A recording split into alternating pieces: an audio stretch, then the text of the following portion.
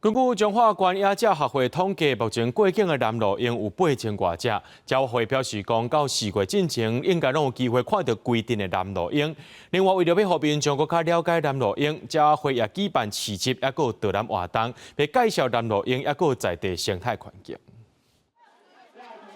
用千里镜观察天顶，因为即阵当时南路鹰过境中华时阵。中华关野鸟学会顶个月启动南路鹰过境的数量调查，但是因为前一阵天气反寒，佮有落雨，目前观察到的数量无算侪，大概有8000多只。咱讲南路鹰吼，灰面狂鹰，逐年咱这10几年来固定拢超有3万几只啦吼。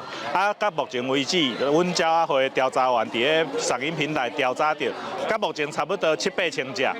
南路鹰是对季节搬徙的保育类独鸟，逐年的10月会经过屏东飞去南洋过冬，反当年的春天会沿着台湾西部经过八卦山甲大肚山往北边飞，有不少民众拢会趁机会来看鹰仔。野鸟学会也举办生态市仔甲导览活动，让民众认捌在地生态环境甲南路鹰的特性。那灰面狂鹰来到八卦山，它需要有一个适当的地方，让它作为一个夜晚栖息休息的地方。那所以像挑水古道周边的这样的一个森林，比较原始的一个样貌，就可以提供灰面狂鹰一个很好的夜栖休息的地方。之前都想讲随来就随有看到南路鹰，毋过阮就是较无熟悉这鸟仔的习性，渐渐才会知影讲透早